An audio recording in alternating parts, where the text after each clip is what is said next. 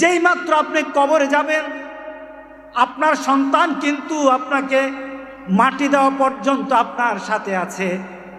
যার জন্য আপনি নামাজ ছেড়েছেন, আপনাকে ডাকা হয়েছে, আপনাকে হয়তো কেউই বলেছে চলো আমার বিচারটা করে দাও, আমার একটু কাজটা করে দাও, আপনি দৌড়ে চলে গেছেন, কয় যে আমি ব্যস্ত।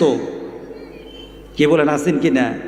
আমি ব্যস্ত, আমি এখন অন্য কাজে যেতে পারবো না, আমার বন্ধুর কাজে যাচ্ছি, আমি আমার নেতার কাজে আছি, আমি আমার হুজুরের কাজে আছি, আমি আমার দিনের কাজের ব্যাপারে এত সময় দিতে পারবো না। আপনি যখন এইভাবে চলে গেলেন, কিন্তু কোরআনের সাথে যদি থাকতেন, চলে যাওয়ার সময় কিন্তু তারা আপনার সাথে থাকবে না।